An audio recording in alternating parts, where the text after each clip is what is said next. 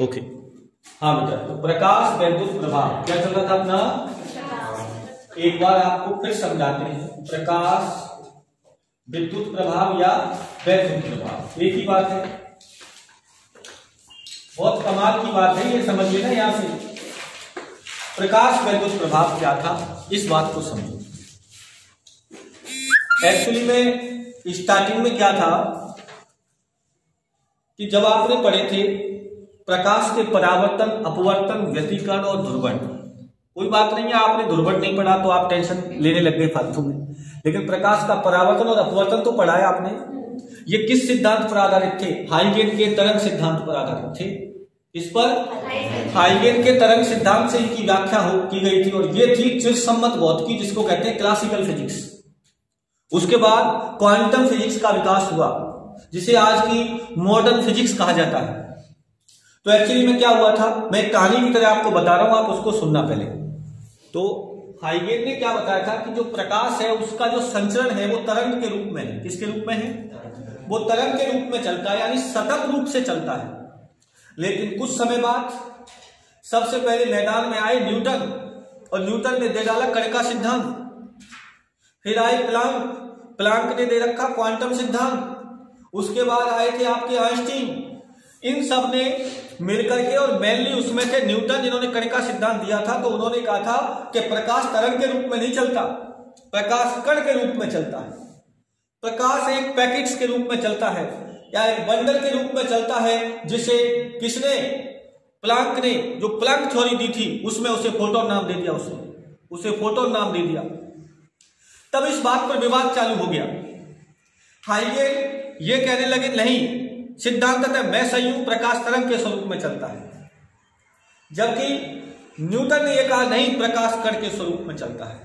तो दोनों में वाद विवाद हुआ। लेकिन अब ऐसे तो है नहीं है कि कोई लठमार हुआ, है ना। वाद विवाद होता है तकनीकी, शैक्षिक, जिसको कहते हैं ना सही वातावरण में शैक्षिक विचार रखना, इसको कहते हैं वाद विवाद। अब हुआ क्या कि ऐसे तो है नहीं है कि जो शक्तिशाली है उसकी विजय घोषित कर दी जाए। बोलो, तर्क रखने पड़ेंगे आपको उचित कारण देने पड़ेंगे कि आप क्यों सही हैं। अगर आपके कारण सही है तो आप सही हैं, और आपके कारण गलत है तो आप गलत हैं। तो हाइगेन ने प्रकाश के परावर्तन को और प्रकाश के अपवर्तन को उनके सामने प्रायोगिक रूप से स्पष्ट करते हुए यह कह दिया कि मैं सही। और इस बात की पुष्टि एक वैज्ञानिक थे जिनका नाम था फूको, जिन्होंने निर्वात में प्रकाश की चाल ज्ञात की थी 3 × 10⁸ मीटर प्रति सेकंड। इन्होंने ही प्रकाश की चाल ज्ञात की थी।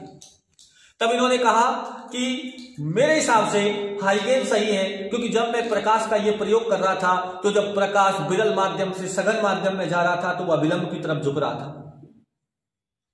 और इस कारण का विपरीत किसने कहा था, न्यूटन ने कहा था कि नहीं, जब प्रकाश विरल से सघन में जाएगा तो अभिलंब से दूर हटेगा। अंततः एक समय ऐसा लगा कि हाइगेन की विजय घोषित कर दी गई कि हाइगेन सही है। लेकिन न्यूटन चुप नहीं बैठने वाले थे। उन्होंने अपने कण का सिद्धांत को लेकर के 3 प्रयोगों को लिया अपने साथ में। वो 3 प्रयोग कौन से थे, प्रकाश वैद्युत प्रभाव, रमन नाम आते ही आपके चेहरे पर खुशी आ जानी चाहिए। भले ही भारत का वैज्ञानिक था, लेकिन आप में से कोई एक आध होगा जो जानता होगा कि रमन प्रभाव क्या होता है, क्योंकि पता ही नहीं है। अगर आपसे पूछा जाए कि किसी भारतीय 3 वैज्ञानिकों के नाम बताओ, तो उसमें सबसे पहला आपका APJ अब्दुल कलाम होगा। इसके अलावा कुछ नहीं है, कोई नाम नहीं है। जबकि आपने तो ऐसे ऐसे नाम छोड़ दिए जिसने बोस आइंस्टीन थ्योरी दे डाली। होमी जहांगीर बाबा, अगर आप जानते हो तो। नाम बहुत हैं पर अपन याद नहीं करते। पर फिर भी आप सुनिए कि न्यूटन ने और आइंस्टीन ने कौन कौन लिए, प्रकाश वैद्युत प्रभाव, रमन प्रभाव और कॉम्पटन प्रभाव। कोई बात नहीं, आप परिचित नहीं है, BSc में हो जाओ। इन तीनों प्रभावों को ले जाकर के हाइगेन के सामने, ये मैं कहानी बना रहा हूं, ये ध्यान रखना, ऐसा ऐसा कहीं लिखा नहीं है, लेकिन जो मैं बातें कर रहा हूं ये बातें लिखी हैं कैसा हुआ था। लेकिन ये मेरे बीच में कुछ संवाद डालना है कि उसने जाके फेंक दिया, ऐसा नहीं। तो उसने तीनों प्रयोग ले जाकर के हाइगेन के सामने रख दिए और बोले कि यदि तेरा तरंग सिद्धांत सही है तो इन तीनों प्रयोगों को सॉल्व करके बता दे। इन तीनों प्रयोगों की जो प्रायोगिक घटनाएं हो रही हैं उनको अपने तरंग सिद्धांत से सॉल्व करके बता दे, तो हाइगेन इन तीनों प्रयोगों को बताने में असफल रहे। उस समय यह विवाद और बड़ा हो गया कि साहब प्रकाश तरंग स्वरूप से सॉल्व ही नहीं हो रहे ये प्रयोग। लेकिन हाइगेन ने यह भी कहा कि अगर तुम सही हो तो तुम मेरे प्रयोगों को करके बता दो। तो न्यूटन वहां फेल हो गए कि वो प्रकाश के परावर्तन, अपवर्तन, व्यतिकरण, ध्रुवण, विवर्तन इनको नहीं बता पाए। अब क्या हुआ जाए, दोनों अपनी अपनी जगह सही। ऐसी स्थिति में एक इंटरनेशनल ज्यूरी होती है वैज्ञानिकों की, होती है सब जगह। जैसे दो देशों में कोई विवाद हो जाता है तो एक इंटरनेशनल कोर्ट होता है, ऐसी एक वैज्ञानिकों की इंटरनेशनल ज्यूरी होती है जो वाद विवाद सॉल्व करते हैं। उसके मुखिया थे कौन पता है आपको? De Broglie. डी ब्रोगली जब दोनों के वक्तव्य सुने, दोनों के डिटेल में, ऐसे नहीं एक ही दिन में, सालों तक ये प्रक्रिया चली। और जब अध्ययन किया किसने? डी ब्रोगली ने। तो डी ब्रोगली ने दोनों की बातों को अध्ययन करते हुए परिकल्पना दे डाली, इसका नाम था डी ब्रोगली परिकल्पना। उसने कहा तुम दोनों ही सही हैं, तुम दोनों ही सही हो, लेकिन जहां तरंग होगी वहां कण नहीं होगा, और जहां कण होगा वहां तरंग नहीं होगी। इसलिए तरंग वाले को आप कण से सॉल्व नहीं कर पा रहे और कण वाले को आप तरंग से सॉल्व नहीं कर पा रहे।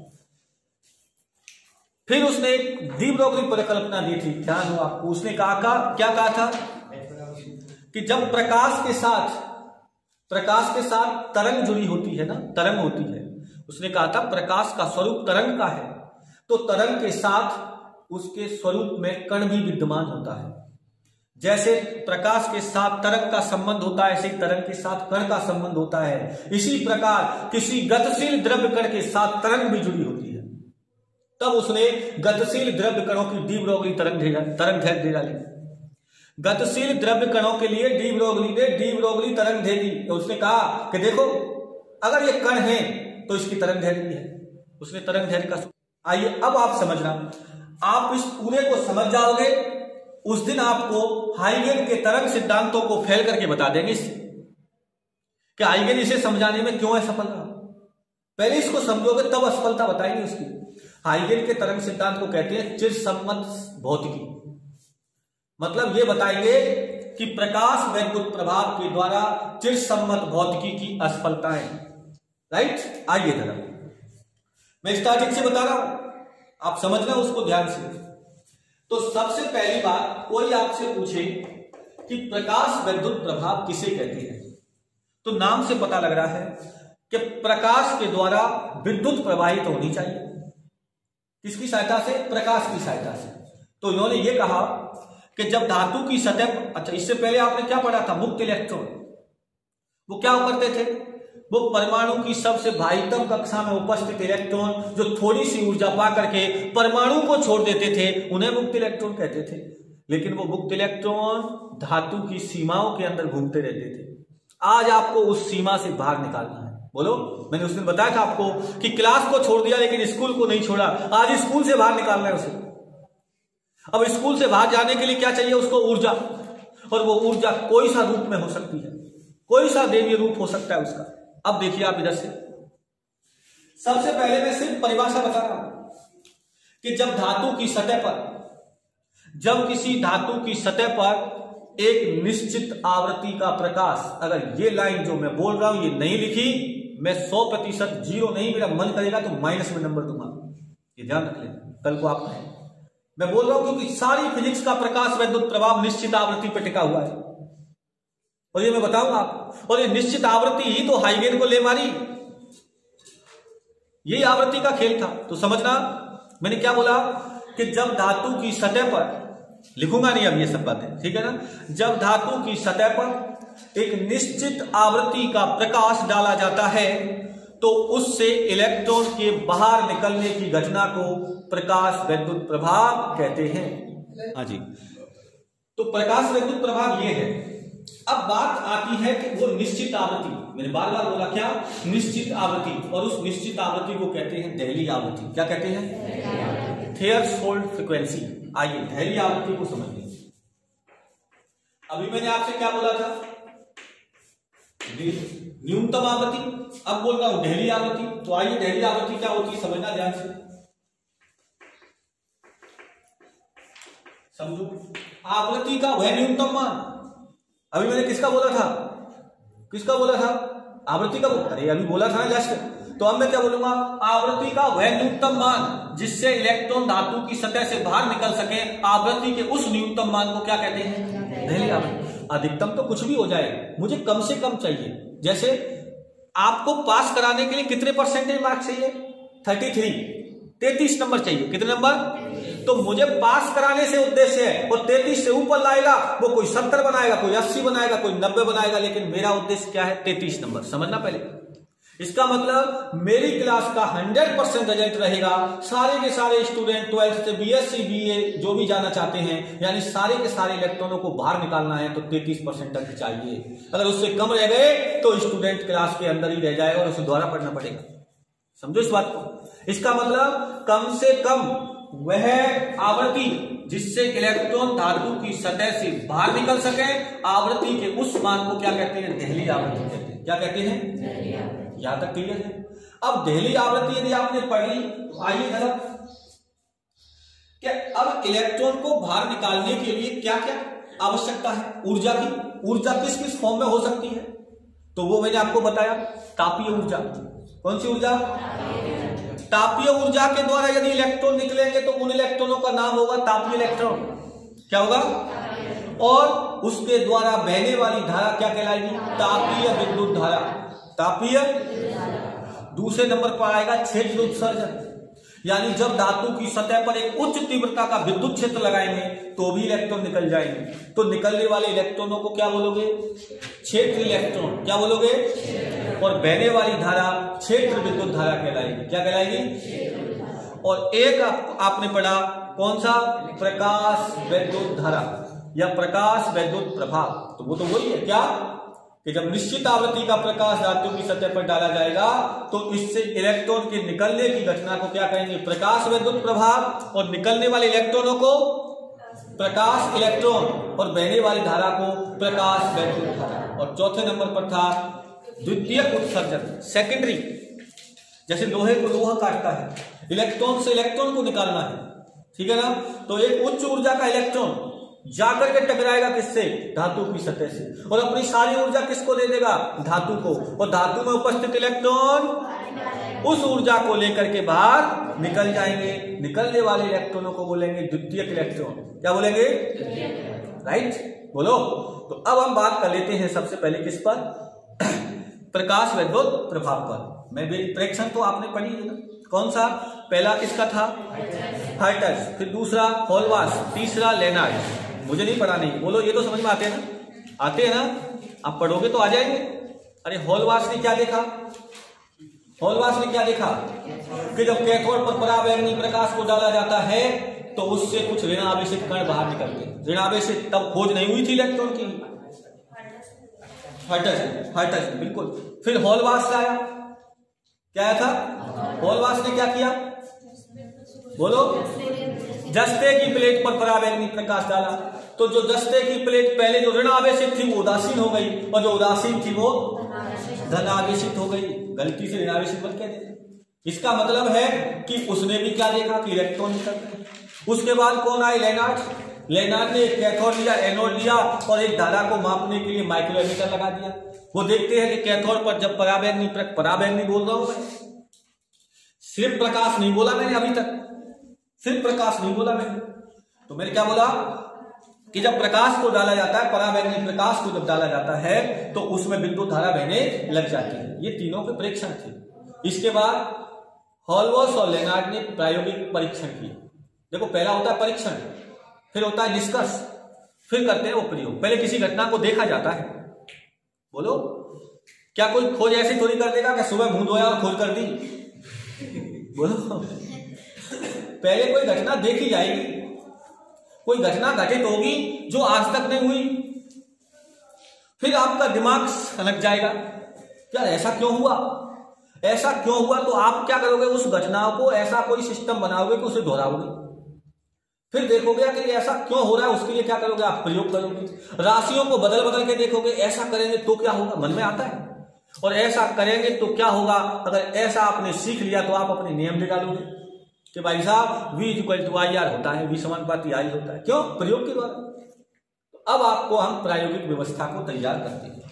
अब प्रायोगिक व्यवस्था को मेरे हिसाब से समझना, थ्योरी समझ में आ जाएगी। थ्योरी कुछ नहीं है, इसके अंदर कहानी है, कहानी को समझो। आज मैं उसकी प्रायोगिक व्यवस्था को डिटेल में समझा दूंगा और सब लोग समझ जाएंगे। 100% वाला है। देखिए सबसे पहले हम एक कांच की निर्वातित नलिका लेते हैं। क्या लेते हैं? कांच की एक निर्वातित नलिका लेते हैं जिसमें ये क्या है? कांच की खिड़की है। क्या है? जहां से प्रकाश आएगा, जहां से। अब क्या हुआ, यहां पर एक कैथोड की प्लेट है और यहां एक एनोड की प्लेट, समझना ध्यान से। और यहां से कौन आ रहा है भाई साहब? ये रहा पराबैंगनी प्रकाश, आने दो इसको। ये है पराबैंगनी। पराबैंगनी को इंग्लिश में क्या कहते हैं? अल्ट्रावायलेट। पराबैंगनी प्रकाश। ये cathode for C, anode for A. Cathode कैसा होता है? नेगेटिव। एनोड कैसा होता है? फिजिक्स के अंदर, केमिस्ट्री में कई बार उल्टा होता है। जब आप क्या पढ़ते हो? गैल्वेनी सेल और ये पढ़ते हो। जब मैं नहीं जानता, मुझे कोई लेना देना नहीं। आइए, कैथोड और एनोड, इस पर प्रकाश डालेंगे तो धारा बहेगी। तो धारा को मापने के लिए क्या लगा देते हैं? कोई ऐसे एमीटर लगा दे तो इतनी धारा थोड़ी बहती है कि जिससे तुम मोटर चला दो। अरे बस कैसे? माइक्रोमान की। कैसी? ये माइक्रो एमीटर। और एमीटर हमेशा किस में लगता है? श्रेणीक्रम में। किसमें लगता है? आइए इधर, इसको श्रेणीक्रम में लगा दिया। और वोल्टमीटर किधर लगता है? जानते हो ये तो अब अच्छा, इसके विभव को बांटने के लिए एक विभव विभाजक लगा देते हैं। क्या लगा देते हैं? विभव विभाजक। कैसे लगाते हैं? ऐसे लगाते हैं। क्या कमाल का चित्र बन रहा है। यहां प्लस माइनस कुंजी।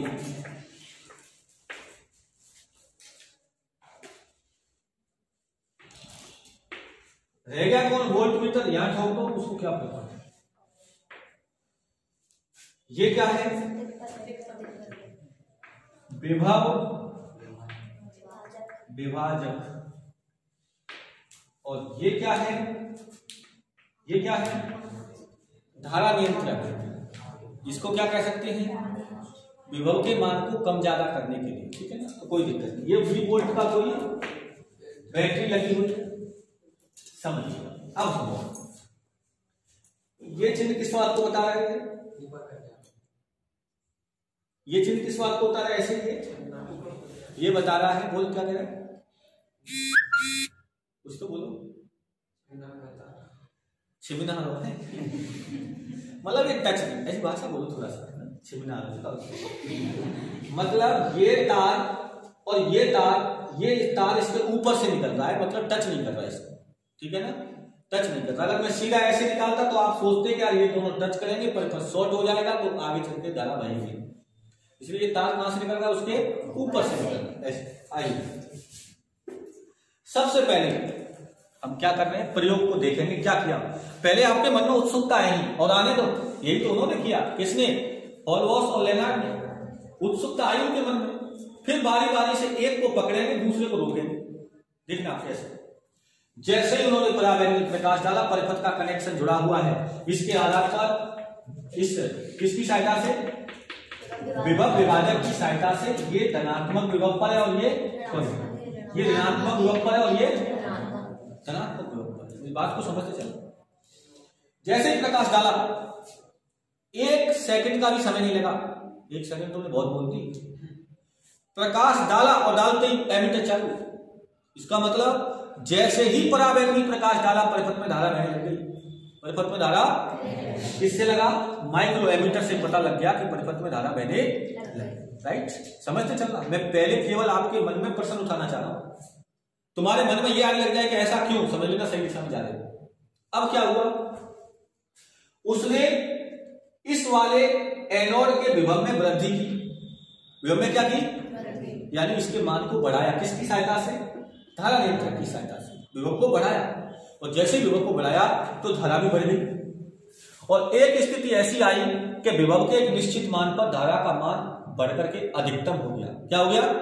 तो उसके बाद विभव वो चाहे जितना बढ़ा ले धारा नहीं बढ़ रही है। समझ रहे हैं मेरी बात? और बढ़कर के अधिकतम हो गई धारा के इस मान को कहते हैं संतृप्त धारा। क्या कहते हैं? नाम से पता लग रहा है, संतृप्त धारा। पहला स्टेप हो गया। अब ये मत कहना ऐसा क्यों, बात की बात है। अब क्या हुआ? अब उसने यहां से आने वाले प्रकाश की तीव्रता को बढ़ाया। किसको बढ़ाया? तीव्रता को।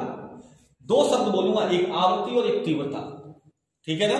किसको बढ़ाया? आवृत्ति, सॉरी तीव्रता को। और आवृत्ति को निश्चित रखा, आवृत्ति को निश्चित रखा। अब देखिए क्या हुआ, जैसे ही तीव्रता को बढ़ाया, जो परिपथ में संतृप्त धारा बह रही थी ना, उसका मान बढ़ गया, उसका मान बढ़ गया। कैसे बढ़ा? कि प्रकाश की तीव्रता को उसने दोगुना किया तो संतृप्त धारा भी दोगुना हो गई। प्रकाश की तीव्रता को उसने 3 गुना किया तो संतृप्त धारा भी 3 गुना हो गई। बात समझ रहे हो? इसका मतलब प्रकाश की तीव्रता बढ़ाने से संतृप्त धारा के मान में क्या हो रही है? वृद्धि। पहला प्रश्न उठा माइंड में, क्यों हो रहा है ये नहीं अभी बताओ।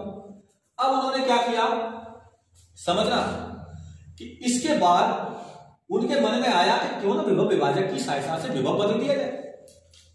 विभव का मतलब इस वाले सिरे को प्लस कर दिया जाए और इसको माइनस कर दिया जाए। तो वो क्या देखते हैं कि जो धारा बह रही थी ना, अचानक उसके मान में कमी आ जाती है। अचानक उसके मान में कमी आ जाती है। लेकिन वो कहां मानने वाले थे, क्योंकि वो तो प्रयोग के साथ छेड़छाड़ कर रहे थे। उन्होंने क्या किया? इस ऋणात्मक विभव को बढ़ाना चालू कर दिया। जैसे ही वो बढ़ाते हैं, धीरे धीरे धारा कम होती है और विभव के एक निश्चित मान पर धारा शून्य हो जाती है। धारा क्या हो जाती है? समझते चलना। धारा क्या हो जाती है? शून्य। कोई धारा नहीं बहती। तो वो विभव का कौन सा मान है? ऋणात्मक। कौन सा? तो इस विभव को कहते हैं निरोधी विभव, अंतक विभव। क्या कहते हैं? अंतक विभव या निरोधी विभव। कैसे बोलेंगे परिभाषा? कैसे बोलेंगे? विभव का वह ऋणात्मक मान जिससे परिपथ में प्रवाहित विद्युत धारा का मान शून्य हो जाता है, विभव के इस मान को निरोधी विभव या अंतक विभव कहते हैं। बोलो ये भी परिभाषा। विभव का वह ऋणात्मक मान जिस पर परिपथ में प्रवाहित धारा शून्य हो जाती है या बहना बंद हो जाती है, उसे ही क्या कहते हैं? निरोधी विभव या अंतक विभव। अगला स्टेप, ये सारे के आंसर आएंगे। धारा क्या हो गई? शून्य। धारा शून्य हो गई तो उन्होंने निरोधी विभव पर रोक लिया उसे। अब क्या हुआ? अब उन्होंने कहा कि अब प्रकाश की तीव्रता को बढ़ाओ। प्रकाश की तो तीव्रता को उन्होंने 2 गुना कर दिया, लेकिन परिपथ में कोई धारा नहीं बह रही, कोई धारा ही नहीं बह रही। उन्होंने 50 गुना कर दिया, लेकिन धारा नहीं बह रही। तो एक बात वो सीख गए कि यार प्रकाश की तीव्रता और निरोधी विभव दोनों एक दूसरे पर निर्भर नहीं करते। मतलब उन्होंने एक मन में तो सोच लिया कि तीव्रता और निरोधी विभव एक दूसरे पर निर्भर नहीं करते, लेकिन उनके मन में प्रश्नों के तो अटूट भंडार थे। उन्होंने फिर क्या किया अगली बार में कि उन्होंने बोला यार तीव्रता को रोको। इसको रोको, तीव्रता को उन्होंने रोक लिया। अब उन्होंने इसकी आवृत्ति बढ़ा ली। क्या बढ़ाई? आवृत्ति बढ़ाई। और जैसे ही उन्होंने इसकी आवृत्ति बढ़ाई तो पता है क्या हुआ? परिपथ में धारा बहने लग गई। किस पर? निरोधी विभव पर भी परिपथ में धारा बहने लग गई। और जैसे जैसे आवृत्ति बढ़ाते गए वैसे वैसे परिपथ में धारा का मान बढ़ता गया। तो अब क्या हुआ? इसका मतलब निरोधी विभव प्रकाश की आवृत्ति पर निर्भर तो कर रहा है। आवृत्ति पर क्या कर रहा है? निर्भर। इसका मतलब फिर उन्होंने यहां पर क्या किया? ऋणात्मक विभव का मान बढ़ाना चालू कर दिया। फिर एक स्थिति ऐसी आई कि धारा 0 हो गई। फिर उसने क्या किया? आवृत्ति बढ़ा दी, धारा बहने लग गई। फिर उसने विभव बढ़ाया, फिर धारा 0 हो गई। फिर उसने आवृत्ति बढ़ाई, विभव फिर बढ़ गया। इसका मतलब आवृत्ति और विभव, निरोधी विभव निर्भर कर रहे हैं। आवृत्ति और विभव समानुपाती हो गए कि नहीं? कौन सा विभव? निरोधी विभव। दोनों समानुपाती हो गए। ये सारे निष्कर्ष आने वाले हैं। इतने सारे परिणाम उन्होंने प्राप्त किए। अब आपके मन में प्रश्न उठे होंगे यार ऐसा क्यों? ऐसा आइए पहले से लेते हैं और अंत तक जवाब देते हैं, और जब तक चैप्टर खत्म होगा तब तक जवाब ही मिलते रहेगा। समझ में आएगा? अब सुनिए ऐसा क्यों हुआ। तो आपको मैं बता दूं, प्रकाश की तीव्रता बढ़ाने का मतलब है आने वाले प्रकाश में फोटोन की संख्या बढ़ाना। फोटोन की, इसको कहते हैं तीव्रता बढ़ाना। क्या कहते हैं? तीव्रता बढ़ाना। और आवृत्ति बढ़ाने का मतलब है ऊर्जा बढ़ाना। और तुम क्या सोच रहे हो कि हम ये पहले सीखा, प्रयोग से सीखा है? कैसे मैं सिखा रहा हूं? अगर हम प्रकाश की किसको बढ़ा रहे थे? तीव्रता को। किसको बढ़ा रहे थे? तो यहां से जो इलेक्ट्रॉन निकल रहे थे उसकी संख्या में क्या होगी? वृद्धि होगी। मान लो जैसे प्रकाश के 4 फोटोन आए और चारों फोटोनों को अवशोषित करके कितने इलेक्ट्रॉन निकल गए? 4। अब बताओ अगर मैं फोटोनों की संख्या बढ़ा दूं, 8 कर दूं, तो आज कितने इलेक्ट्रॉन निकलेंगे? 8। बोलो। इसका मतलब पहले 4 इलेक्ट्रॉन के प्रवाह के कारण धारा मिल रही थी और अब हमने प्रकाश की तीव्रता बढ़ाई तो उसमें फोटोन की संख्या बढ़ी और फोटोन की संख्या से उत्सर्जित इलेक्ट्रॉन की संख्या बढ़ गई और उत्सर्जित इलेक्ट्रॉन की संख्या बढ़ी तो संतृप्त धारा भी बढ़ गई। इसलिए प्रकाश की तीव्रता को दोगुना करने से धारा भी दोगुना हो रही थी। धारा भी, इसका मतलब निश्चित है कि तीव्रता का मतलब है फोटोन की संख्या और फोटोन की संख्या का मतलब है उससे निकलने वाले इलेक्ट्रॉनों की संख्या बढ़ रही थी। क्या बढ़ रही थी? यहां तक ठीक है? यहां तक ठीक है। अब क्या हुआ? जैसे ही ऋणात्मक विभव लगाया, क्या लगाया? ये माइनस और ये क्या था? समझना ध्यान से, ये माइनस था और ये क्या था? प्लस। अब क्या हुआ? अब ये हुआ कि ये जो इलेक्ट्रॉन थे इन पर आवेश कैसा था? नेगेटिव। कैसा था? और ये इससे निकलने वाले क्या सारे इलेक्ट्रॉनों की ऊर्जा समान थी? नहीं थी ना। कोई इलेक्ट्रॉन कहीं था, कोई कहीं था। किसी को कम ऊर्जा के बाहर निकल गया, कोई ज्यादा से निकला। समझ लो ना। जैसे किसी बच्चे के साथ कम मेहनत की तो पास हो गया, किसी को दिन रात पढ़ाया तब पास हुआ। मेरी बात समझ लो ना। इसका मतलब निकलने वाले इलेक्ट्रॉनों की ऊर्जा अलग अलग थी। आपने यहां पर कौन सा विभव लगा दिया? ऋणात्मक विभव। क्या लगा दिया? अब ऋणात्मक विभव आपने लगाया तो ये माइनस इस माइनस को क्या करेगा? प्रतिकर्षण। क्या करेगा? तो आप बताइए कि वे इलेक्ट्रॉन रुक जाएंगे जिनके पास इतनी ऊर्जा ही नहीं है कि इसके नेगेटिव विभव को पार कर सके। नेगेटिव विभव को। लेकिन वो इलेक्ट्रॉन आज भी जाएंगे जिनके पास ऊर्जा ज्यादा है। जिनके पास ऊर्जा, तो मान लो पहले 10 जा रहे थे, अब 10 की जगह 5 हो गए, तो ऐसी स्थिति में धारा का मान कम हो गया। धारा का मान, आपने ऋणात्मक विभव और बढ़ाया। अब और बढ़ाया तो क्या हुआ? अब वो 5 में से बेचारे 3 ऐसे थे कि अब वो नहीं जा पा रहे, अब सिर्फ 2 जा रहे हैं, धारा और कम हो गई। लेकिन आप क्या मानने वाले हैं? आप तो रोकने वाले हैं। आपने और विभव बढ़ा दिया, अब बेचारे वो 2 में से 1 ही जा पा रहा है जो शक्तिशाली था। लेकिन आपने कहा कि तुझे भी नहीं जाने देंगे। आपके पास एक औजार था, क्या? विभव। आपने थोड़ा सा और बढ़ाया, सिर्फ इतना बढ़ाया कि परिपथ में धारा जस्ट शून्य हुई है। ऐसे नहीं है कि ऐसे तुमने कान सा हट दिया के साथ शून्य हो गई, तो वो तो अधिकतम भी हो सकता है। धीरे धीरे करके, ऐसे धीरे धीरे करके देखा अभी धारा बह रही है और एक बिंदु ऐसा आएगा जहां धारा जस्ट 0 होगी, उस पर रोक लो। वो विभव कौन सा होगा? निरोधी विभव। इसका मतलब आप निरोधी विभव से उत्सर्जित इलेक्ट्रॉन की अधिकतम गतिज ऊर्जा निकाल सकते हैं। अधिकतम गतिज ऊर्जा कैसे? कि जो इलेक्ट्रॉन निकल रहे थे उनमें से ज्यादा ऊर्जा का कौन सा इलेक्ट्रॉन था आप पता कर सकते हैं। कैसे? मैं बता रहा हूं। अगर इलेक्ट्रॉन है और निरोधी विभव क्या है? V0। आप जानते हो कार्य बराबर क्या होता है? विभव इंटू आवेश। तो विभव क्या है? आवेश क्या है? E और विभव क्या है? V0, निरोधी विभव। इसलिए W बराबर क्या होता है? W बराबर क्या होता है? ऊर्जा। तो ऊर्जा क्या होती है? गतिज ऊर्जा। और गतिज ऊर्जा का मान होता है 1/2 mv²। यहां लगा दो मैक्सिमम। क्या लगा दो? अधिकतम वेग। अगर आपको इलेक्ट्रॉन का आवेश पता है और आपको निरोधी विभव पता है तो आप इलेक्ट्रॉन की अधिकतम गतिज ऊर्जा निकाल सकते हो। निकाल सकते हो कि नहीं? बोलो। अधिकतम ऊर्जा, गति छुपाने में छोड़ो, अधिकतम ऊर्जा। इसके लिए एक एग्जांपल लो। कैसे? आप में से मैं ये पता करना चाहूं कि सबसे ज्यादा ऊर्जा किसकी है? सबसे ज्यादा ऊर्जा। तो मैं आपके मार्ग में कोई बाधा डालूंगा। बोलो। उस बाधा को मैं बढ़ाता जाऊंगा। बोलो। मैंने क्या किया? समझना, ये निरोधी विभव जो है नेगेटिव, ये बाधा ही तो है, क्योंकि माइनस माइनस को प्रतिकर्षित कर रहा है। अब मान लो अगर ये बाधा नहीं होती तो क्या होता? सारे के सारे इलेक्ट्रॉन बड़ी आसानी से आ रहे थे और आ जाते। जैसे मान लो अभी मैं आपसे कहूंगा आप घर जाइए या गेट तक जाइए, आप आराम से चले जाओगे सब। और बालक भी होते ना LKG वाले, वो भी चले जाते। लेकिन मैंने आपके रास्ते में यदि 2 फुट ऊंची दीवार बना दी कि इसे पार करके जाना है, ये कौन है? निरोधी विभव है। मतलब विभव का ऋणात्मक मान है, अभी विरोधी विभव नहीं है। मैंने 2 फुट दीवार बना दी ऊंची, तो क्या उसमें LKG UKG वाले बच्चे पार कर सकते हैं? नहीं कर सकते। पहले सारे कर रहे थे तो धारा कम तो होगी, यानी पार जाने वाले बच्चों की संख्या तो कम होगी ना। अब मैं क्या मानने वाला था, मैंने दीवार को 3 फुट कर दिया, अब उसमें 2nd 3rd क्लास तक के बच्चे नहीं जा पा रहे। मैंने 5 फुट कर दिया, अब उसमें 8th तक के बच्चे रुक गए। समझो, संख्या लगातार कम हो रही है। अब मुझे तो ये देखना है कि इसमें क्लास के अंदर पूरे स्कूल के अंदर कितने बच्चे हैं जिनकी ऊर्जा अधिकतम है। मैंने क्या किया, 5 फुट की जगह मैंने 6 फुट कर दी। समझ में आएगा? अब उन सब में से 10 बच्चे ऐसे थे जो 6 फुट को भी पार करके जा रहे थे, लेकिन अब मुझे उन 10 में से देखनी है। तो मैंने 6 फुट से 7 नहीं, अब 7 6 पे ही वो क्या कर रहे थे, हल्का सा पार कर रहे थे। तुम 7 बना दो तो सारे डूब जाएंगे, तो वो तो ज्यादा निकल गया मान।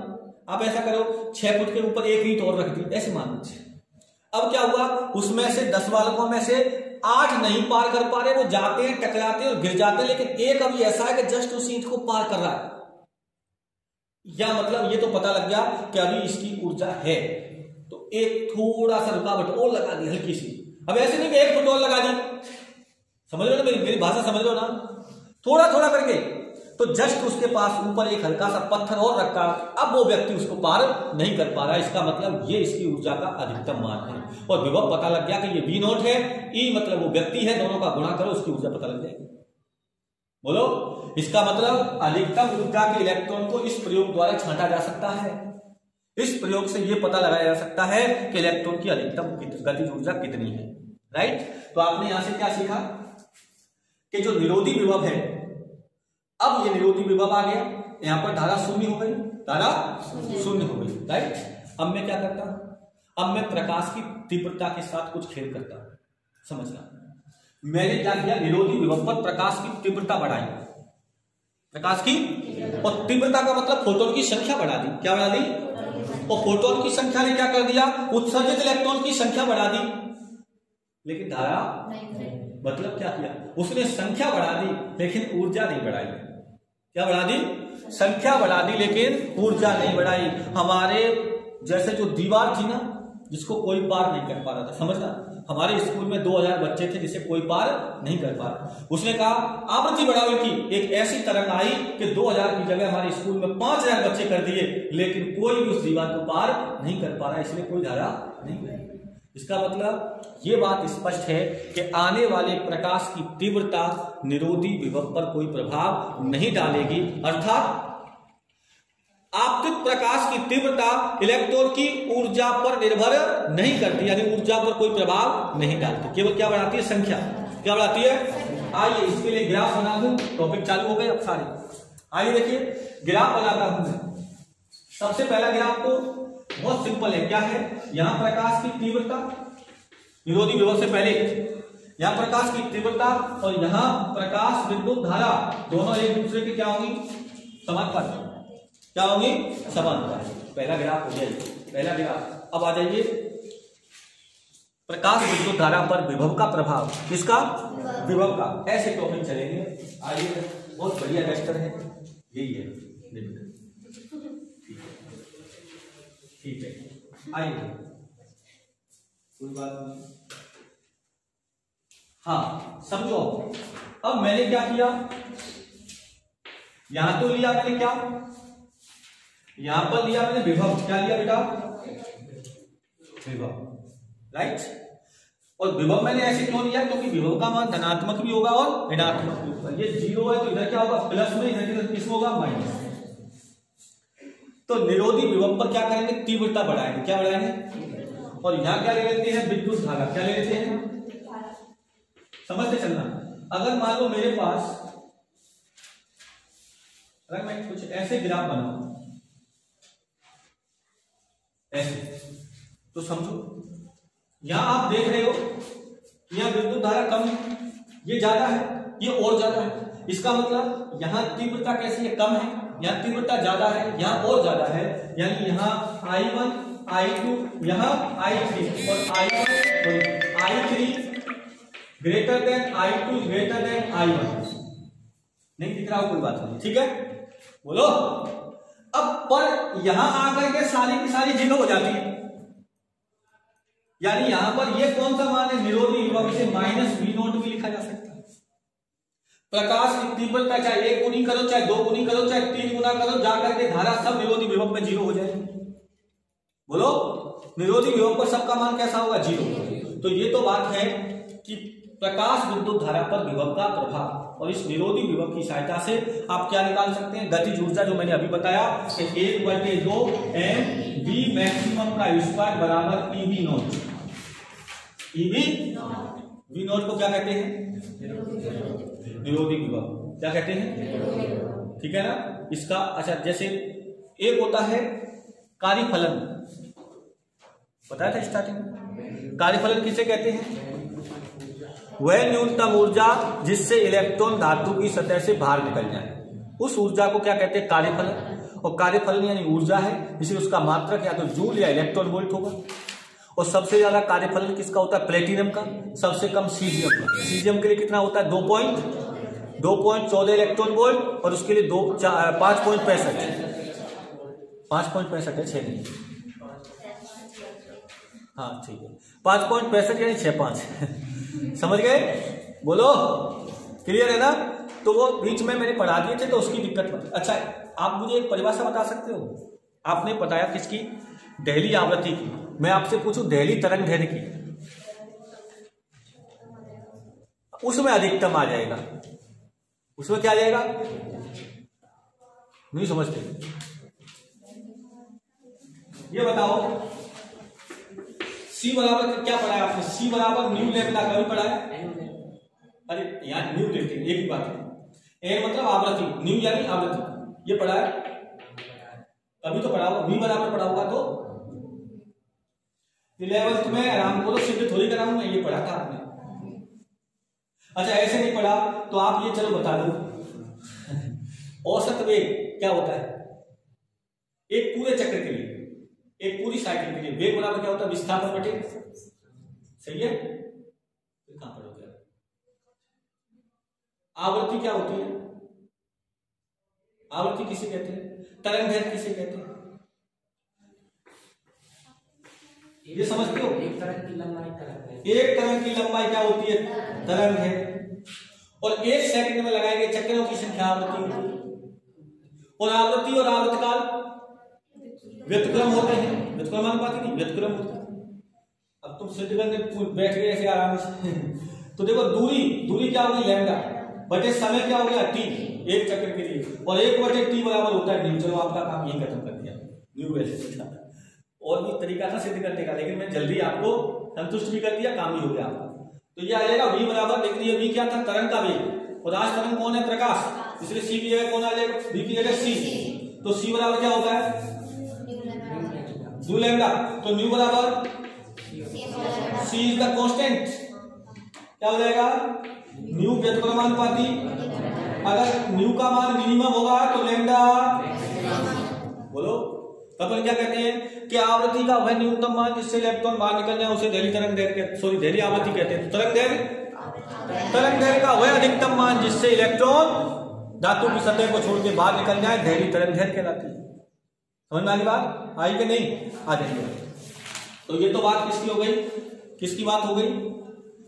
प्रकाश वैद्युत धारा पर विभव का प्रभाव, राइट। अब हम सीखेंगे निरोधी विभव पर। किस पर? निरोधी विभव पर किसका? निरोधी विभव पर आवृत्ति का प्रभाव। निरोधी विभव पर आवृत्ति, अभी बताया है कि निरोधी विभव और आवृत्ति क्या होंगे? समानुपाती। क्या होंगे? अच्छा, दहली तरंग दैर्घ्य क्यों बोला है पता है? आप इतना तो समझ गए ना कि तीव्रता बढ़ाने से ऊर्जा नहीं बढ़ती, संख्या बढ़ती है, और आवृत्ति बढ़ाने से ऊर्जा बढ़ती है, संख्या नहीं बढ़ती। इसलिए मैंने क्या बोला था? दहली आवृत्ति। क्यों बोला? कि कम से कम ऊर्जा इतनी तो हो कि वो धातु की सतह से इलेक्ट्रॉन बाहर आ जाए। और अगर इतनी ऊर्जा से कम ऊर्जा का प्रकाश हुआ, इतनी ऊर्जा से कम ऊर्जा का प्रकाश हुआ, चाहे उसकी तीव्रता लाखों गुना क्यों न हो, कोई इलेक्ट्रॉन बाहर ही नहीं आएगा। बोलो, वो बाहर आएगा तभी तो धारा बहेगी। बोलो, जैसे मान लो एक इलेक्ट्रॉन यहां बैठा था, एक इलेक्ट्रॉन यहां बैठा था, एक इलेक्ट्रॉन यहां बैठा था। इस पर आई दहली आवृत्ति से कम आवृत्ति की ऊर्जा, इसको कितनी चाहिए थी? इसको कितनी चाहिए थी आवृत्ति, कम से कम इसको इतनी तो चाहिए थी कि एक निश्चित आवृत्ति के मान पर, जिसे क्या कहते हैं डेली आवृत्ति, ये तीनों इलेक्ट्रॉन कहाँ जाए बाहर आए। लेकिन ये वाला तो बेचारा यहाँ पाया, ये भी यहाँ पाया, ये यहाँ पाया, और इस आवृत्ति के प्रकाश तीव्रता चाहे कितने गुना कर दो क्या होगा, क्या होगा, इसके अंदर संख्या बढ़ जाएगी लेकिन वो बाहर नहीं। इसलिए आवृत्ति का मान देहली आवृत्ति के बराबर या उससे अधिक होना ही चाहिए। आइए समझ उस क्यों, क्योंकि वह ऊर्जा का कुछ मान किसके रूप में खर्च हो जाता है, कार्यफलन के रूप में, अभी सिखाएंगे। अच्छा, अगर आने वाले प्रकाश की आवृत्ति सिर्फ देहली आवृत्ति है तो उत्सर्जित इलेक्ट्रॉनों की गतिज ऊर्जा 0 होगी। क्या होगी, 0। क्यों, जितनी ऊर्जा चाहिए थी उतनी मिल गई, तो उसके बाद गतिज ऊर्जा क्या होगी, 0। अगर आवृत्ति का मान देहली आवृत्ति से ज्यादा है तो ऊर्जा कैसी होगी, धनात्मक। मान लो अगर मेरे पास कर्जा है 10 रुपए का, इतना ही बहुत है, और मुझे 10 रुपए ही मिलते हैं, तो मैं अपनी कर्जे की पूर्ति कर पाया, मैं ऐशो आराम कहां से करूं, मेरी ऊर्जा तो शून्य है। और मुझे गलती से 10 रुपए का कर्ज था और मिल गए मुझे 10,000, तो क्या होगा, पहले तो उसके मुंह पे मारूंगा, ले 10 रुपए, बचे कितने 9,990 रुपए, फिर मैं गतिज ऊर्जा के साथ मार्केट में घूमूंगा। बोलो, मानो इस बात को। यानी आपके पास देहली आवृत्ति के बराबर ऊर्जा होनी चाहिए, तब कम से कम सतह पर तो आ जाओगे आप, और उससे ज्यादा होगी, यानी ऊर्जा आप ऐसे कह सकते हैं कि आने वाले प्रकाश की ऊर्जा 2 भागों में व्यय होती है, एक भाग कार्यफलन के रूप में और एक भाग गतिज ऊर्जा के रूप में। अगर आने वाली ऊर्जा सिर्फ कार्यफलन के बराबर ही है तो गतिज ऊर्जा का मान शून्य हो जाएगा। और यही अगर ये सीख गए तो आइंस्टीन का प्रकाश वैद्युत समीकरण आ जाएगा, इन दोनों बातों से और किसी से नहीं। किससे? अच्छा, कार्यफलन मैंने क्या बताया था आपको, पता है आपको? मैंने ये बताया था कि W0 या φ0 बराबर क्या होता है, h/μ0, बताया था ना, यही तो होता है कार्यफलन। μ0 क्या है यहाँ पर, देहली आवृत्ति। अगर आवृत्ति का मान केवल इतना ही है तो कार्यफलन, गतिज ऊर्जा 0, बाद में बताएंगे, आज के इतना क्योंकि लंबा हो जाएगा वीडियो। अब हम टॉपिक याद रखना, क्या पढ़ना है हमें ये पढ़ना है कि निरोधी विभव पर प्रकाश की आवृत्ति का प्रभाव, निरोधी विभव पर आवृत्ति का प्रभाव।